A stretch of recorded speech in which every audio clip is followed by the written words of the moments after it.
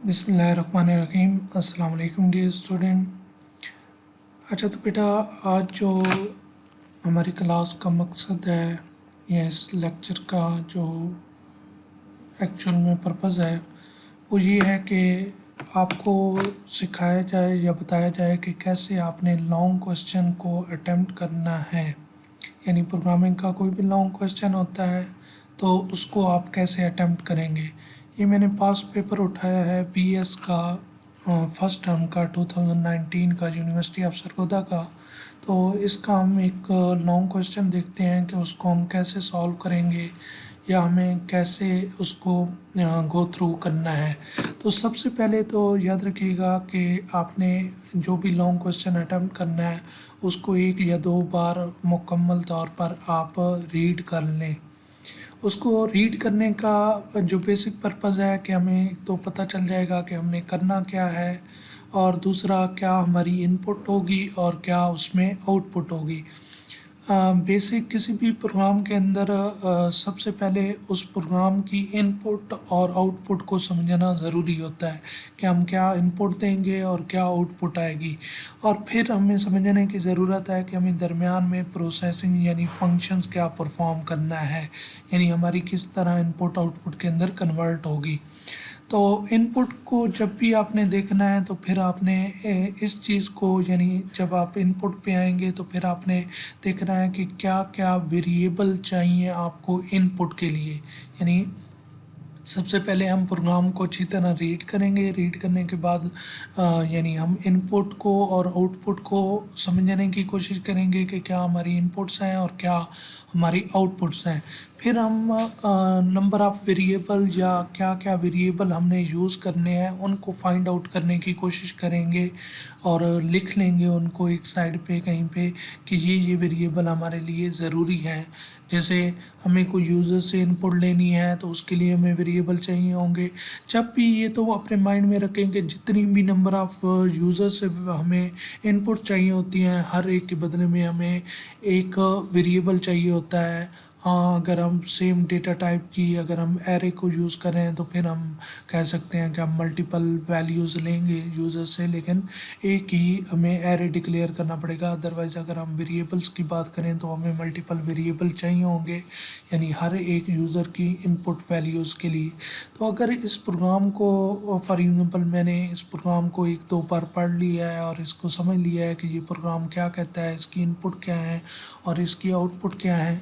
तो अगर इस प्रोग्राम की मैं बात करूं तो ये प्रोग्राम कहता है कि आपने क्या करनी है, पे यानी बेसिक पे यूज़र से लेनी है और उसको आपने यूज़र डिफाइंड फंक्शंस को क्या करना है, पास करना है।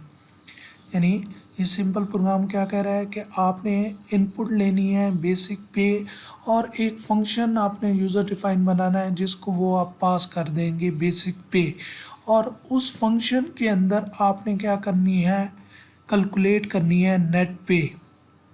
तो ये अगर आप पहले ही पैराग्राफ पढ़ें तो आपको समझ आ जाएगी। और फिर आपने उस जो बेसिक पे आपको मिली है, जो आउटपुट आपकी जनरेट होगी नेट पे, तो इसके दरमियान में आपने बेसिक पे के अंदर क्या क्या चीज़ें ऐड करनी है ये नीचे डिटेल में लिखा हुआ है। हाउस रेंट, मेडिकल अलाउंस और ये सारी चीज़ें हमें गिवन है।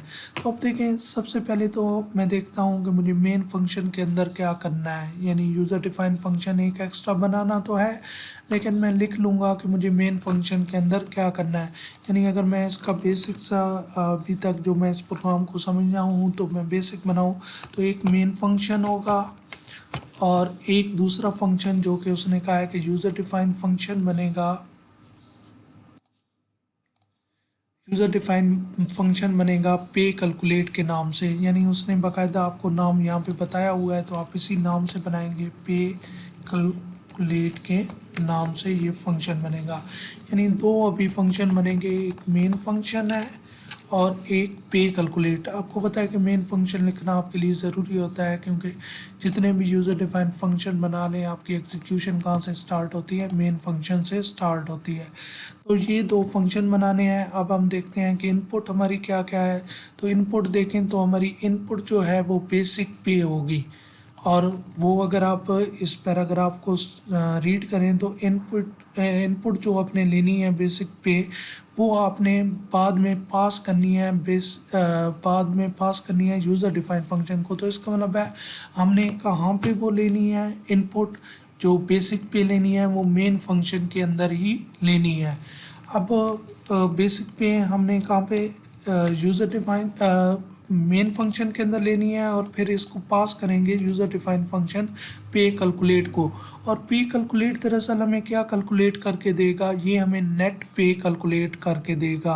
अगर यहाँ पे पढ़ें तो पे कैलकुलेट के बाद लिखा हुआ है calculate the net pay and return to main function, यानी हमने कैलकुलेट कहाँ पे करनी है नेट पे, वो इस पे कैलकुलेट फंक्शन के अंदर करनी है और फिर बाद में ये रिटर्न भी करनी है जो नेट पे हमारे पास आएगी। ठीक है, तो यूज़र डिफाइंड फंक्शन के अंदर भी हमें समझ लगी कि हमने क्या करना है, ये दो काम करने हैं। और बेसिक पे हमने इनपुट कहाँ से लेनी है, हमने ये आप साथ में बेशक कहीं भी मेंशन कर दें, आप रफ साइड पे पेज के ऊपर लिख सकते हैं। ये आपकी आउटपुट है और ये आपकी इनपुट है बेसिक पे। और आपने जो प्रोसेसिंग करनी है या जो आपने कैलकुलेशन या फंक्शन परफॉर्म करना है वो दरअसल आपने क्या करनी है, आपने बेसिक पे से आपने जनरेट करनी है, यानी दरम्यान में आपने डिफरेंट कैलकुलेशंस परफॉर्म करनी है,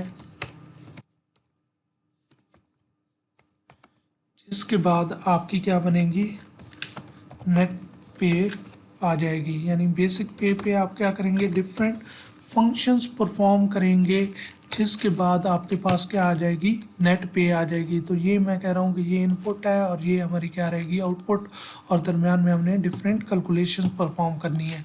अगर मैं यहाँ पे डिफरेंट कैलकुलेशन जो मुझे परफॉर्म करनी है वो भी लिखना चाहूँ तो मैं रफ पे लिख सकता हूँ। और हमेशा कोशिश किया करें कि अपने प्रोग्राम को पहले या जो भी आपको प्रॉब्लम गिवन हो उसको समझने की कोशिश किया करें और बाद में इम्प्लीमेंट करने की कोशिश किया करें, चाहे मैथमेटिकली पहले इसको सॉल्व करने की कोशिश किया करें। तो अगर मैथमेटिकली मैं इसको सॉल्व करूँ तो मैं सपोज कर लेता हूँ कि मैंने किसी पर्सन की बेसिक पे ले ली 5000, ठीक है, मैंने 5000 उसकी बेसिक पे इनपुट ले ली, मुझे एक इनपुट चाहिए थी ना, इनपुट मैंने ले ली बेसिक पे 5000। अब मुझे वो क्या कहता है कि आपने इस बेसिक पे से नेट पे कैसे कैलकुलेट करनी है, कि आपने बेसिक पे के अंदर हाउस रेंट ऐड करना है 45% ऑफ द बेसिक।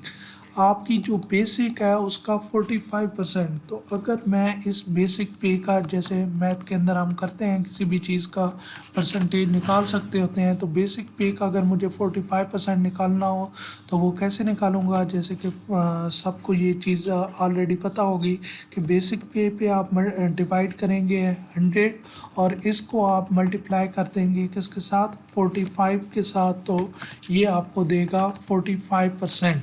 यानी ये आपके पास क्या आ जाएगी, यहाँ पे जो भी वैल्यू आएगी आप कैलकुलेशन कैलकुलेटर से कर सकते हैं, जो भी आंसर आएगा, मैं सपोज कर लेता हूँ कि यहाँ पे जो आंसर आएगा वो 545 2500 आई थिंक सो आएगा, 2500 नहीं आएगा बल्कि ऑलमोस्ट 2000 तक आएगा, क्योंकि 50% होता तो ये 2500 आता, लेकिन ये अब कुछ आएगा आई थिंक सो 2250। आप कैलकुलेशन बाकायदा कैलकुलेटर से कर सकते हैं, ठीक है। अब इसी तरह फिर वो क्या कहता है कि आपने ये कैलकुलेट कर लिया तो आप मेडिकल अलाउंस कैलकुलेट करें, वो भी 5% है बेसिक पे का, ठीक है।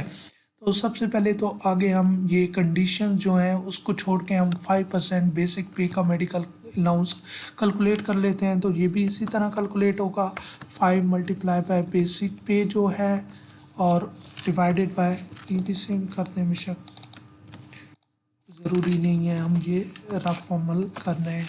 अब इसका भी आप कैलकुलेट करें तो ये तकरीबन आई थिंक सो 25 रुपीज़ बनते हैं, ठीक है। ये हमारे पास इसके साथ लिख दें, ये हाउस रेंट आ गया, ठीक है। और ये हमारे पास क्या आ गया, मेडिकल अलाउंस आ गया।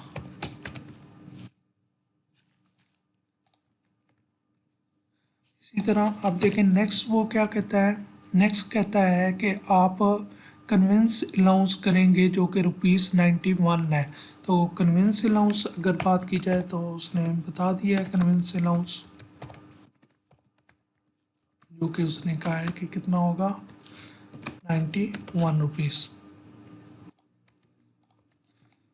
अब नेक्स्ट अगर मैं बात करूं तो उसने कहा है कि नेट पे जो कैलकुलेट होगी वो बेसिक पे। अब नेट पे का जो फार्मूला हमारे पास बनेगा वो कहता है कि बेसिक पे प्लस इसके अंदर क्या होगा, मेडिकल अलाउंस और convince allowance and house rent. ठीक है, इन तमाम को ऐड कर देना है। इसी तरह medical allowance basic plus medical allowance plus आपका कन्वेंस अलाउंस प्लस आपका हाउस रेंट, ये सारा ऐड करने से उसने कहा है कि नेट पे किसी की आ जाएगी। तो बेसिक पे जैसे हमारे पास 5000 है, प्लस मेडिकल अलाउंस जैसे हमने कहा कि 25 निकलता है, plus house rent plus convince allowance उसने 91 बताया हुआ है ना, ₹91। आगे हम देख लेते हैं। अभी हम एक बेसिक सा सिनेरियो डिस्कस कर रहे हैं, हम कंडीशंस को भी बाद में देख लेते हैं। तो एक पहले बेसिक सा स्ट्रक्चर बना दें कि ये कैसे होगा। हाउस अलाउंस की बात की जाए तो 2250, तो ये नेट पे कैलकुलेट होके आ जाएगी, जो हम यहाँ से रिटर्न करेंगे और फिर मेन फंक्शन के अंदर इसको क्या करना होगा, हमें प्रिंट करना होगा किसको, नेट पे को। ठीक है, तो भी याद रखिएगा किसी एक टाइप के ही वेरिएबल को आप लेके चलें, अंडरस्कोर से लेके चलें, चाहे कुछ कर लें। सेकंड जो वर्ड होता है उसका पहला करेक्टर आप क्या कर दें, अपर केस में लिख लें वो। लेकिन हम अभी क्योंकि बाकायदा सी लैंग्वेज के अंदर इसको इम्प्लीमेंट नहीं कर रहे हैं, रफ साइड पे कर रहे हैं, तो जैसे मर्जी हम लेके चलें। अब हम डिस्कस करते हैं कुछ इसके अंदर जो हमारे पास ऐसे सिनेरियोज हैं जो कि कंडीशन बेस्ड हैं, तो उनको डिस्कस कर लेते हैं। तो पहला अगर कंडीशन बेस्ड हम करें तो वो मेडिकल अलाउंस पे है। उसने कहा कि 5% of basic pay if basic pay is greater than 4000। उसने कहा कि बेसिक पे का जो 5% है ये तमाम के लिए नहीं है। वो कहता है कि आप इसके ऊपर लिखें कि अगर आपकी पे जो है, if basic pay is greater than, दोबारा देख लें कितनी थी, ग्रेटर देन 4000 है तो फिर 5% होगा। अब दूसरा ये सिनेरियो क्या कहता है कि अगर it is 7% of basic pay if the basic pay is less than or equal to 4000, तो ग्रेटर देन के लिए ये, और अगर if basic pay is less than 4000 less than or equal to 4000, तो सेम काम होगा, लेकिन आपने जो अब कैलकुलेशन करनी है वो कैलकुलेशन किसके साथ करनी है, 7% के साथ। ठीक है, अब नेक्स्ट ये क्या कहता है कि अगर conveyance allowance ₹91 if the basic pay is less than or equal to 4000, यानी सेम कंडीशन ये कह रहा है कि if the basic pay is less than or equal to 4000 है तो फिर उसका कन्वेंस अलाउंस आप कितना रखेंगे, ₹91 रखेंगे। और अगर it is ₹153 if the basic pay is more than 4000, तो अगर 4000 से ज़्यादा है बेसिक पे तो फिर उसने कहा है आप उसका कन्वेंस अलाउंस कितना कर दें, ₹153। तो मैं उसका ₹153 कर देता हूँ दूसरे सिनेरियो के अंदर। तो अगर ये देखें तो मैंने एक कंसेप्ट बना दिया है, एक स्ट्रक्चर बना दिया है बेसिक कि किस तरह हमने प्रोग्राम को करना है। अगर हम देखें तो हम सारी चीज़ें इसके अंदर कवर कर चुके हैं। अब थोड़ा हम क्या करते हैं कि हम ये जो हमने स्टेटमेंट लिखी हैं इन स्टेटमेंट को प्रोग्रामेटिकली कन्वर्ट कर देते हैं। तो अगर मैं वेरिएबल ले रहा हूँ बेसिक पे कुछ इस तरह वेरिएबल ले रहा हूँ तो फिर मैं क्या लिखूँगा, इसको अगर कन्वर्ट करूँ इज़ ग्रेटर दैन 4000 तो यहाँ पे बनेगा ग्रेटर दैन 4000। और अगर मैं इसको भी कन्वर्ट करूँ उसके अंदर तो मैं इसको कुछ ऐसे कन्वर्ट कर सकता हूँ, if basic pay less than or equal to. अब याद रखिएगा ये है less than or equal to, तो अगर मैं इसको less than or equal to लिखूँ तो ये कुछ ऐसे बनेगा less than or equal to 4000। इसी तरह मैं सेम इसको भी कन्वर्ट कर लूँ, तो इसको कन्वर्ट करूँ तो इफ़ बेशक साथ में अभी ना लिखें आप, जस्ट कंडीशन बनाते रहें, basic pay is less than or equal to 4000। Same ये रिपीट हुई और यहाँ पे सेम रिपीट होगी बेसिक पे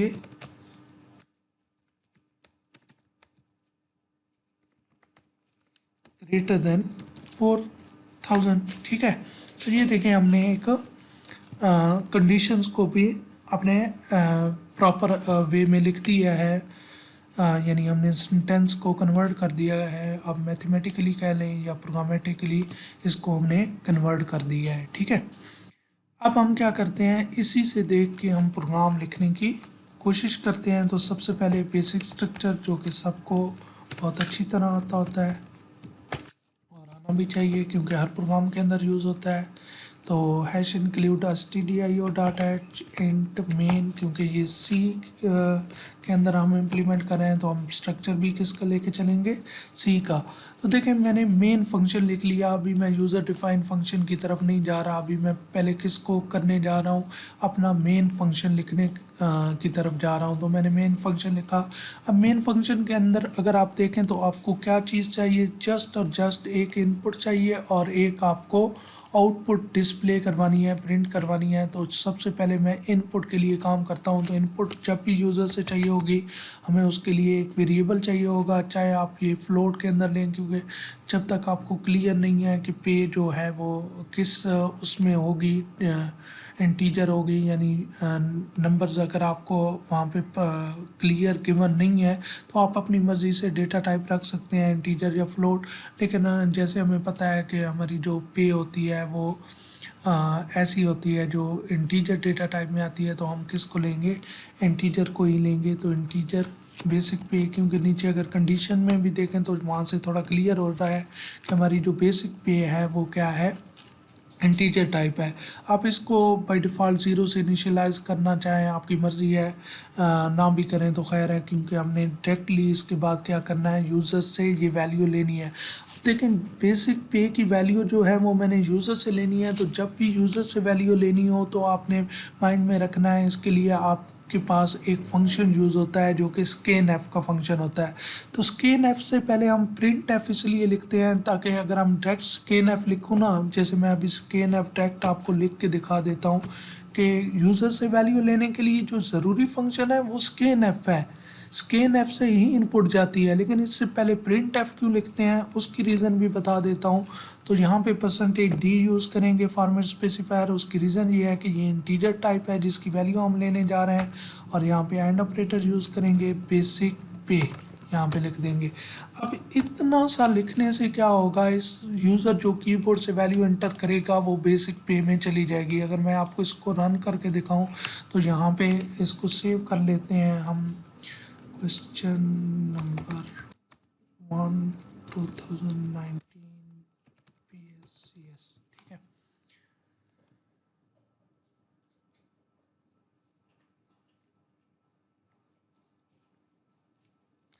अब देखें ये प्रोग्राम रन हो चुका है और ये हमें इसकी आउटपुट आ रही है। ठीक है, ये हमें इसकी आउटपुट आ रही है। आप देखें तो यहाँ पे आपको जस्ट कर्सर ब्लिंक होता हुआ नज़र आ रहा है।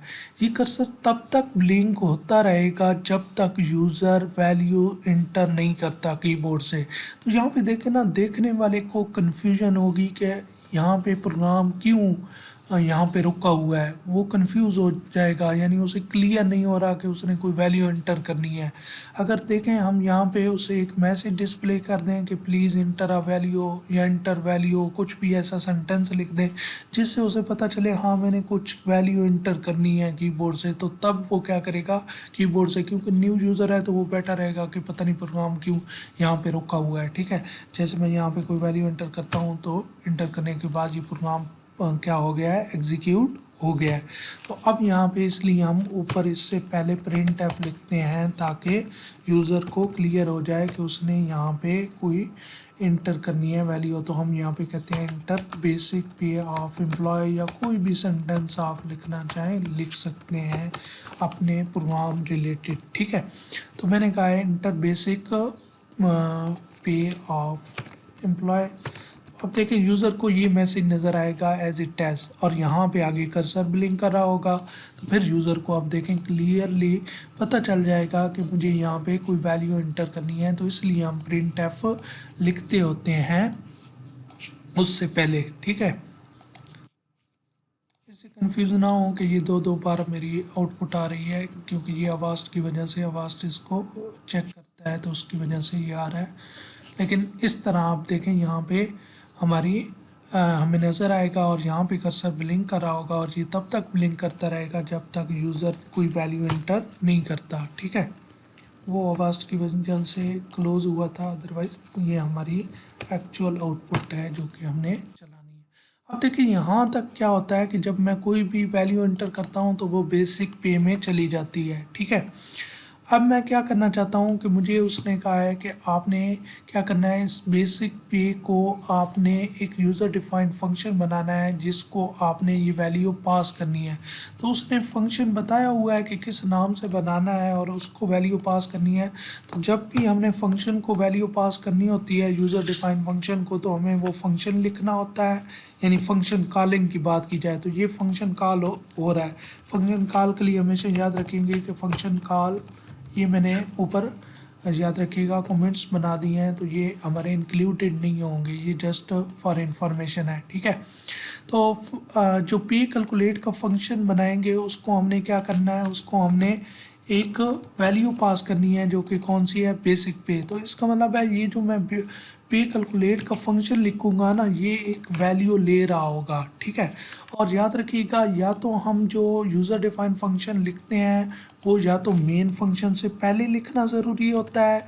अगर मेन फंक्शन से बाद लिखेंगे, जैसे मैं इसको मेन फंक्शन के बाद ही लिखूंगा, तो यहाँ पे एक लाइन ऐड करना ज़रूरी होती है जिस लाइन को हम फंक्शन डिक्लेरेटर लाइन या फंक्शन प्रोटोटाइप कहते हैं। ठीक है, अभी मैं क्या करता हूँ यहाँ पे उसकी डिक्लेरेटर लाइन या प्रोटोटाइप लिख लेता हूँ, या भी नहीं लिखता ताकि आपको बाद में एरर आएगी तो पता चलेगा कि क्यों लिखना ज़रूरी है।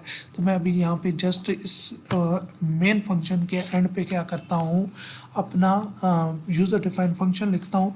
तो एक चीज़ का आपने ख्याल रखना है कि अगर इस यूज़र डिफाइंड फंक्शन की बात करें या आप दोबारा पेपर को पढ़ें तो उस पर लिखा हुआ है कि ये क्या करेगा, आपको रिटर्न करेगा net pay and return to main function. तो ये मेन फंक्शन को रिटर्न कर रहा है। जब भी फंक्शन कोई वैल्यू रिटर्न कर रहा होगा तो सबसे पहले उसकी रिटर्न टाइप लिखी जाती है। तो हमें देखना है कि वो फंक्शन किस तरह की वैल्यू रिटर्न कर रहा है। अभी बाय डिफ़ॉल्ट मैं इसको वॉइड रख देता हूँ आपको समझाने के लिए कि हमें क्यों बाद में चेंज करना पड़ेगा। अभी मैंने कहा कि फंक्शन कोई वैल्यू रिटर्न नहीं करेगा। वॉइड यहाँ लिखने का मतलब होता है कि फंक्शन कोई वैल्यू रिटर्न नहीं करेगा। सॉरी, यहाँ पे मेन में ये बेसिक आपके स्ट्रक्चर में भी आ जाता है रिटर्न ज़ीरो। यहाँ भी रिटर्न ज़ीरो इसलिए लिखते हैं क्योंकि हम यहाँ पे इंट यूज़ करते हैं। अब यहाँ पे वॉइड मैंने लिखा और फंक्शन उसने मुझे नाम बताया हुआ है कि किस नाम से आपने फंक्शन बनाना है, तो पे कैलकुलेट के नाम से फंक्शन मुझे बनाना है।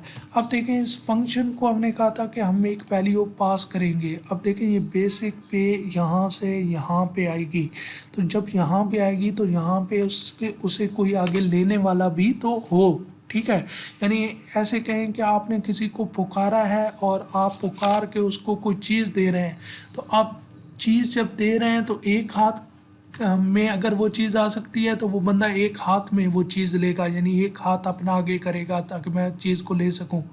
ठीक है, आप देखें ना किसी पर्सन को वैसे भी बुला सकते हैं, पुकार सकते हैं आप, पुकार के कोई चीज़ भी उसकी तरफ फेंक सकते हैं। या अगर आप कोई ज़्यादा चीज़ फेंक रहे हैं या दो चीज़ें फेंक रहे हैं तो लाजमी बात है उसे दो हाथ यूज़ करने पड़ेंगे। तो यहाँ पे भी ऐसे ही समझिए कि आपने जब फंक्शन को कॉल किया, पुकारा, तो आपने साथ में एक चीज़ भेजी, तो लाजमी बात है कि उसको वो चीज़ एक्सेप्ट करनी है। तो कोई ना कोई इस पैरेंथेसिस में भी हमने लिखना है पैरामीटर ताकि वो उस चीज़ को एक्सेप्ट कर सकें। तो सबसे पहले तो हमें ये देखना होता है कि ये आने वाली चीज़ किस टाइप की है। तो अगर आप देखें तो हमने खुद ही ये बनाई है इंटीजर टाइप की, तो ये इंटीजर टाइप की है तो हम यहाँ पे इंटीजर टाइप लिख देंगे। ये सेम नेम लिखें वेरिएबल का, आपकी मर्ज़ी, सेम ना भी लिखें तो आपकी मर्ज़ी, यहाँ एक्स वाई जी कुछ भी यूज़ कर सकते हैं। जस्ट इसकी वैल्यू कॉपी होके यहाँ पे लिखे हुए वेरिएबल में आ जाएगी। मैं यहाँ पे जस्ट बेसिक लिख देता हूँ, या आप बेसिक पे पूरा लिखना चाहें तो लिख सकते हैं, जो मर्ज़ी लिख दें। लाजमी नहीं है कि यहाँ पे सेम नेम होगा, यहाँ पे मैं सिंपल एक्स भी लिख सकता हूँ। जस्ट हो इसका और इसका आपस में रिलेशन इतना है। वैसे ये बेसिक पे अलग है और ये बेसिक पे अलग वेरिएबल है। जस्ट क्या है कि इस वाली वैल्यू कॉपी होके इसमें आ रही है, तो यहाँ पे चाहूँ तो मैं एक्स भी यूज़ कर सकता हूँ। सेम उसी तरह ही ये भी बेसिक पे की वैल्यू यहाँ से यहाँ कॉपी होके एक्स में आ जाएगी। तो मैं ज़रा इसको बेहतर बनाने के लिए क्या यूज़ कर लेता हूँ, बेसिक पे ही वेरिएबल नेम यूज़ कर लेता हूँ। अब देखें बाकी जो कैलकुलेशन हमने परफॉर्म करनी है वो सारी की सारी इसी फंक्शन के अंदर ही परफॉर्म करनी है। तो हम देखते हैं कि हमने कैलकुलेशन क्या क्या परफॉर्म करनी है। सबसे पहले हमें आउटपुट के लिए एक वेरिएबल चाहिए जो कि नेट पे होगा। तो इस फंक्शन के अंदर हमें इनपुट के लिए कोई वेरिएबल नहीं चाहिए। अगर हम देखें तो इनपुट के लिए हम कोई भी इनपुट नहीं ले रहे, तो इनपुट के लिए कोई वेरिएबल नहीं चाहिए यहाँ। जस्ट हमारा जो एज आ पैरामीटर हमने पास किया था वैल्यू बेसिक पे की, वो हमारी ऑलरेडी इस पैरामीटर में, इस वेरिएबल में आ चुकी है। तो हमने यहाँ पे क्या लेना है, सबसे पहले एक वेरिएबल लेना है जो कि किस पर्पज़ के लिए लेना है हमने लेना है इस पर्पज़ के लिए, आउटपुट के लिए। ठीक है, क्योंकि हमने नेट पे कैलकुलेट करनी है। तो मैंने ले लिया। इसमें भी आप बाय डिफ़ॉल्ट 0 रखना चाहें तो रख सकते हैं, अदरवाइज़ इसको आप ऐसे भी छोड़ सकते हैं। ठीक है, आप देखें उसके बाद मुझे कोई भी वेरिएबल नहीं चाहिए इनपुट के लिए। लेकिन अगर आप देखें कि मुझे कुछ चीज़ें, कुछ वेरिएबल्स और चाहिए जो कि मेरी कैलकुलेशंस को परफॉर्म करवा रहे हैं। जैसे देखें तो हाउस रेंट मैं कैलकुलेट कर रहा हूँ, इसी तरह मेडिकल अलाउंस मैं कैलकुलेट कर रहा हूँ, और थर्ड वन मैं क्या कैलकुलेट कर रहा हूँ, यहाँ पे अगर देखिएगा तो थर्ड चीज़ क्या थी, मेडिकल अलाउंस और हमारी कन्वेंस अलाउंस, ये चीज़ें थी जो हम कैलकुलेट कर रहे थे। तो सबसे पहले इसका मतलब है मुझे ये भी वेरिएबल चाहिए होंगे, क्योंकि इनके अंदर कैलकुलेशन करके हम वैल्यूज़ स्टोर करेंगे। हम करना चाहें तो डायरेक्टली भी कर सकते हैं, लेकिन बेहतर जो तरीकाकार है वो आप क्या करें कि हर एक का वेरिएबल ले लें। तो हाउस रेंट के लिए 4 ले लेता हूँ, सिंपल स्मॉल से वेरिएबल आप ले लें जो हमें और वेरिएबल नेम ऐसा लेना चाहिए जिससे हमें क्लियर हो रहा हो कि हमने कैसे किस पर्पज़ के लिए लिया है। तो HR हाउस रेंट, H से हाउस और R रेंट को कर रहा है। इसी तरह मेडिकल अलाउंस के लिए MA ले लेता हूँ। ठीक है, कन्वेंस अलाउंस के लिए CA ले लेता हूँ, और क्या था, हाउस रेंट था, मेडिकल अलाउंस था, और उसके बाद कन्वेंस अलाउंस, यही 3 थे। तो मैंने ये 3 ले लिए। इनमें भी बाय डिफ़ॉल्ट आप 0 रखना चाहें आपकी मर्ज़ी है, रख सकते हैं, वरना कैलकुलेशन से इसमें वैल्यू आ जाएगी। अब सबसे पहले जैसे हमने हाउस रेंट को कैलकुलेट यहाँ पे किया था, तो हाउस रेंट को कैलकुलेट करते हैं। तो हाउस रेंट को सेम इसी तरह कैलकुलेट करना है। हम यहाँ से लेके जाना चाहें तो उसको कॉपी करके लेके जा सकते हैं।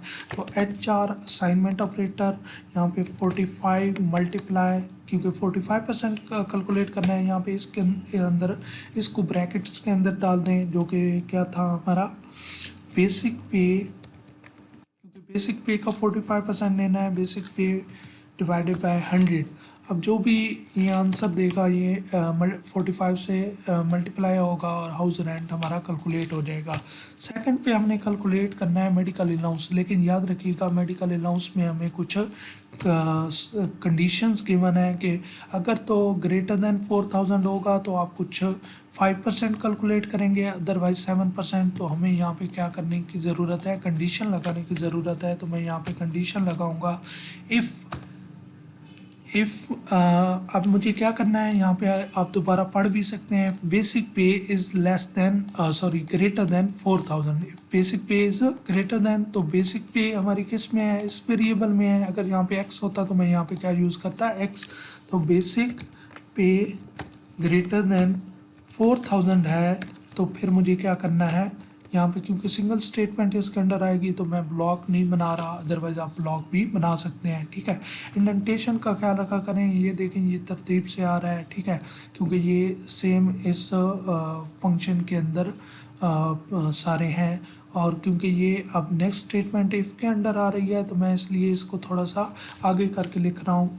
और हमने क्या करना है, इसके अंदर मेडिकल अलाउंस कैलकुलेट करना है, जो कि 5% कैलकुलेट होगा अगर ग्रेटर देन 4000 है। तो ये देखें 5% कैलकुलेट करना है। आप क्वेश्चन पेपर से भी दोबारा साथ में पढ़ सकते हैं। तो सेम है, ये बेशक आप ऊपर वाला कॉपी पेस्ट भी कर सकते थे, आप दोबारा लिखना चाहें तो दोबारा भी लिख सकते हैं। ठीक है, 5% ये क्या करेगा, कैलकुलेशन करेगा किसकी, मेडिकल अलाउंस की, अगर 4000 से ग्रेटर है। देखिए ना, ये स्टेटमेंट तभी चलेगी जब बेसिक पे 4000 से ग्रेटर देन होगी। आपको दोबारा इफ़ लिखने की ज़रूरत नहीं है, आप बाकी क्योंकि 4000 से जो भी लेस होगी वैल्यू, उसके लिए आपने क्या करना है, मेडिकल अलाउंस क्या करना है, 7% कैलकुलेट करना है। तो आप दोबारा से क्या करें, इफ़ कंडीशन लगाएं। बेहतर है कि आप क्या करें, एल्स लगा के उसके अंदर ये लिख दें और यहाँ पे जस्ट क्या करते हैं, चेंज कर दें 7। अब देखिए ये मेडिकल अलाउंस भी हमारा कैलकुलेट हो गया दोनों सूरतों में, जब 4000 से ग्रेटर होगा या 4000 के इक्वल या लेस होगा, तो ये दोनों सूरतों में हमारा कैलकुलेट होगा 5% या 7%। थर्ड नंबर पे हमने कैलकुलेशन करनी है कन्वेंस अलाउंस की, और ये कैलकुलेशन नहीं है, जस्ट हमने वैल्यू असाइन करनी है, क्योंकि ये वैल्यू है 91 या 153 4000 से अगर तो लेस आर इक्वल है। आप चाहे तो इसको पहले लिख लें कंडीशन को, या इसको पहले लिख लें, वो आपकी मर्ज़ी है। चलिए मैं इसमें आप इस इक्वल वाली को पहले लिख देता हूँ, तो ये मैं कॉपी करके भी लेके जाना चाहूँ तो ले सकता हूँ, और दूसरे को मैं एल्स बना दूँगा। इफ़ बेसिक पे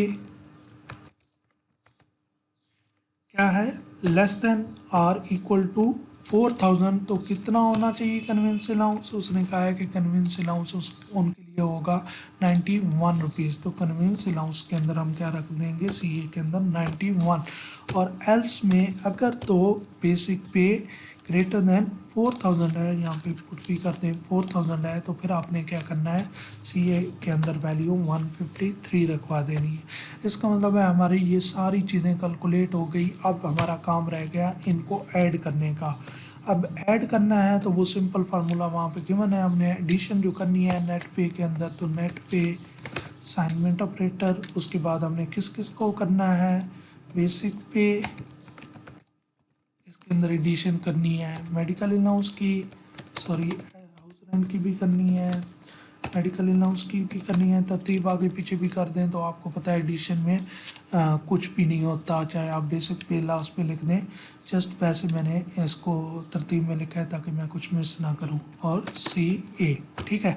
तो ये हमारी नेट पे यहाँ तक कैलकुलेट हो गई, नेट पे में ये सारी वैल्यू आ जाएगी। अब मसला ये है कि यहाँ पे उसने कहा था कि एक तो ये हो सकता है कि मैं यहाँ पे प्रिंट करने का कह देता कि आप नेट पे को यहीं पे क्या कर दें, डिस्प्ले कर दें, तो मैं कुछ यूँ डिस्प्ले कर देता कि चाहता तो सारी चीज़ें भी डिस्प्ले कर सकता था, और चाहूँ तो जस्ट नेट पे डिस्प्ले कर सकता हूँ, नेट पे एम्प्लॉय इस, या आप सेंटेंस जो मर्जी लिखना चाहें उससे फ़र्क नहीं पड़ता। ठीक है, यहाँ पे परसेंटेज डी क्योंकि हमने इंटीजर में ली हुई है, और यहाँ पे हम कर देंगे नेट पे। अगर मुझे इसी फंक्शन के अंदर इस वैल्यू को डिस्प्ले करने का कहता तो मैं कुछ यूँ प्रिंट एफ लिख के डिस्प्ले करवा देता। हम इसको चला कर भी देख लेते हैं कि हमारी ये कैलकुलेशन देखें, लास्ट टाइम मैंने आपको कहा था कि मैं इसका प्रोटोटाइप ऊपर नहीं लिखता, तो मैंने कहा था कि ये जो पे कैलकुलेट है, या तो जो भी यूज़र डिफाइन फंक्शन, या तो इसको मेन फंक्शन से पहले लिखना ज़रूरी होता है, या अगर मेन फंक्शन के बाद आप लिखते हैं तो फिर आपने एक चीज़ का ख्याल रखना है, और वो चीज़ क्या होगी कि आपको यहाँ पे प्रोटोटाइप देनी पड़ेगी। यहाँ पे आपको बाकायदा उसकी डिक्लेरेटर लाइन लिखनी पड़ेगी, क्योंकि क्या होता है कि कंपाइलर ऐसे लाइन बाय लाइन इसको रीड कर रहा होता है। जैसे देखें ना, आप कोई पैराग्राफ पढ़ रहे हो और आपको किसी वर्ड के मीनिंग ना बताए गए हों, और आप उस वर्ड को पढ़ेंगे तो आप कहेंगे हैं ये कौन सा वर्ड है, इसको तो मैंने पढ़ा हुआ भी नहीं है, और वो वहाँ पे आप थोड़ा देर मतलब वहाँ पे आप फंस जाएंगे। तो अब देखें कि कंपाइलर भी ऐसे ही रीड करते हुए जब यहाँ पे पहुँचता है तो वो कहता है ये क्या चीज़ है, मुझे तो इसका इल्म भी नहीं है।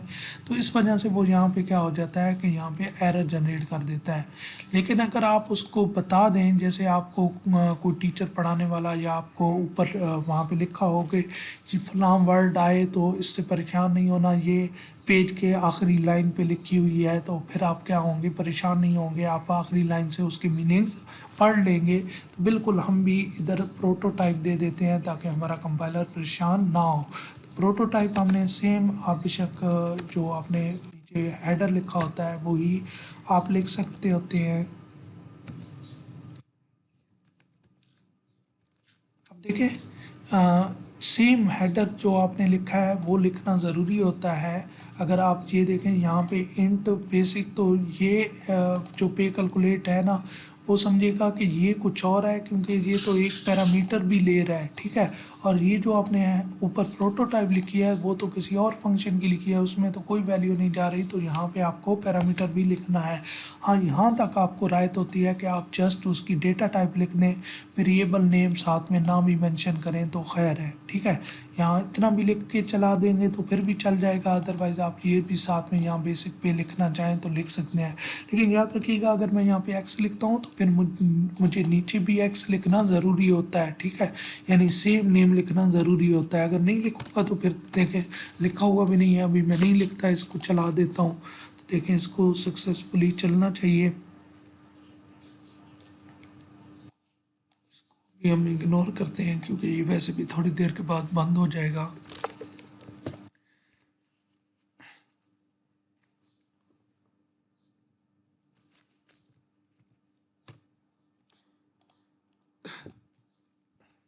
$5,000। अब देखिए मैंने 5,000 इंटर की, अगर आप कैलकुलेशन करें तो उम्मीद है यही इसकी नेट पे बनेगी, क्योंकि तकरीबन हमने बनाया था कि 2250 बनता था, तो 7,000 से अबव ही बनती थी, तो तकरीबन यही आंसर बनेगा। आप कैलकुलेशन कर सकते हैं, ठीक है। तो ये इसका आंसर आ गया। लेकिन अब यहाँ पे देखें कि ये प्रिंट एफ हमने इसके अंदर नहीं करवानी थी, हमें क्वेश्चन के अंदर गिवन था कि आपने इसको रिटर्न करना है। तो अगर मुझे इसको रिटर्न करना है, ये देखें यहाँ पे रिटर्न टू मेन फंक्शन, तो जब भी रिटर्न की बात आती है तो रिटर्न कीवर्ड यूज़ होता है। फिर हम मेन यूज़र डिफाइंड फंक्शन में उस वैल्यू को डिस्प्ले नहीं करते, बल्कि रिटर्न कीवर्ड यूज़ करते हैं, और रिटर्न मुझे क्या करना है, इस नेट पे को रिटर्न करना है। तो अब देखें, जब आप इस नेट पे को रिटर्न करेंगे तो ये वैल्यू यहाँ से वापस होती होती यहाँ पे आएगी, ठीक है। यहाँ पे इस फंक्शन को जब हमने कॉल किया था तो ये फंक्शन ये कॉल हुआ था और ये अपने साथ लेके आया था बेसिक पे, तो हमने इस वेरिएबल में रखवा दी थी। जब हम यहाँ से वैल्यू रिटर्न करके लेके जाएंगे तो फिर याद रखिएगा, यहाँ पे रिटर्न टाइप वाइड नहीं आनी चाहिए। वाइड का तो मतलब होता है कुछ नहीं रिटर्न करेगा, तो यहाँ पे कुछ ना कुछ आएगा, और वो क्या आएगा वो हमने देखना है कि जो चीज़ हम रिटर्न कर रहे हैं वो किस टाइप की है। तो नेट पे अगर देखें तो ये इंटीजर टाइप की है, तो लाजमी बात है अगर ये इंटीजर टाइप की है तो हमें यहाँ पे रिटर्न टाइप क्या रखनी पड़ेगी, इंटीजर, ठीक है। तो अब ये यहाँ से नेट पे रिटर्न होगी और इंटीजर टाइप यहाँ से रिटर्न होके यहाँ पे आएगी। अब यहाँ पे एक और मसला आएगा, अगर मैं इसको चलाऊँ तो यहाँ पे देखिएगा एरर आएगा। ये देखें, अब ये एरर क्यों आ रहा है, ये याद रखिएगा, ये एरर इस वजह से आ रहा है कि ये फंक्शन तो ये फंक्शन जो है यहाँ से नेट पे को रिटर्न कर रहा है। अब लेकिन यहाँ पे जब रिटर्न हो रही है तो वो यहाँ पे वैल्यू आ जाती है जो भी थी 7,000 समथिंग था, जो भी थी, ठीक है। अब जो भी ये वैल्यू आती है वो यहाँ पे आके लग जाती है, यानी ये जो पे कैलकुलेटर वाला फंक्शन कॉल होता है ये वापस एक वैल्यू लेके आता है ना, जो नेट पे में पड़ी है वो है 7653। अब देखिए प्रोग्रामिंग में मैं ऐसे कभी भी वैल्यू को लिख नहीं सकता, ठीक है, कांस्टेंट वैल्यू को मैं ऐसे नहीं लिख सकता वरना एरर आ जाता है। तो जब भी आपका कोई फंक्शन वैल्यू रिटर्न कर रहा होगा तो आपने बात याद रखनी है, या तो आप असाइनमेंट ऑपरेटर यूज़ करेंगे या उसको डायरेक्टली प्रिंट एफ के अंदर लिखेंगे। तो पहले मैं असाइनमेंट ऑपरेटर के साथ मैं इसको कर रहा हूँ, ठीक है, नेट पे, यानी यहाँ पे मैंने, यहाँ भी आप उसी तरह सेम वेरिएबल लिखना ज़रूरी नहीं होता, आप एक्स वाई जी कुछ भी लिख सकते हैं। इसका इसके साथ जस्ट लिंक इतना है कि यहाँ से जो वैल्यू आएगी वो इसमें कॉपी हो जाएगी, चाहे आप एक्स रखें चाहे जो भी वेरिएबल नेम रखें, ठीक है, लाजमी नहीं है कि सेम वेरिएबल नेम रखना है। तो अब नेट पे में आ जाएगी। अब मैं यहाँ पे प्रिंट एफ करूँगा, अगर आप देखें तो अब एरर चला गया होगा, ठीक है, लेकिन हमें आउटपुट डिस्प्ले नहीं होगी, अभी भी आ रहा है एरर, क्यों आ रहा है एरर? हाँ सॉरी, हमें सेम प्रोटोटाइप भी तो चेंज करनी है, मैंने प्रोटोटाइप चेंज नहीं की थी, ये मेरी गलती है।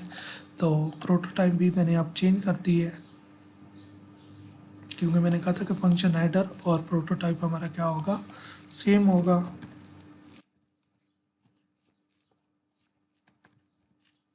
अब देखें आपको नेट पे यहाँ पे डिस्प्ले नहीं हुई क्योंकि हमने उसको प्रिंट एफ के अंदर लिखा ही नहीं है।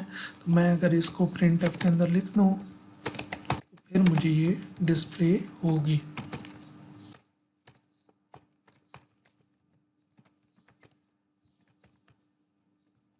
जो भी आप लिखते हैं यहाँ पे आपकी मर्ज़ी, आप जो वेरिएबल यहाँ पे यूज़ करेंगे फिर वो आप यहाँ पे लिख देंगे। तो अब मुझे ये प्रिंट टैब पे डिस्प्ले भी होगी। अब याद रखिएगा मैंने कहा कि जब भी फंक्शन आपका वैल्यू रिटर्न कर रहा होगा तो आपको असाइनमेंट ऑपरेटर यूज़ करके इस साइड पे वेरिएबल नेम लिखना है, या दूसरा मेथड होता है कि डायरेक्ट आप इसको क्या कर सकते हैं, यहाँ पे लिख सकते होते हैं। चलें पहले मैं इसको ऐसे एग्जीक्यूट करके दिखा देता हूँ और फिर आपको वैसे भी दिखा दूँगा।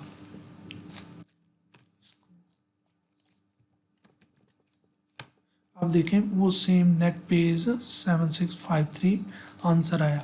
अब देखें अगर मैं ये लाइन ना लिखूं तो ये डायरेक्ट, यानी दो मेथड हैं, जब भी फंक्शन वैल्यू रिटर्न कर रहा होगा या तो मुझे वेरिएबल के अंदर उस वैल्यू को रखवाना है या मुझे उसे डिस्प्ले करवा देना है, यानी डायरेक्ट मैं ये फंक्शन कॉलिंग प्रिंट एफ के अंदर भी कर सकता हूँ। इसको मैं क्या करता हूँ, कमेंट्स बना देता हूँ।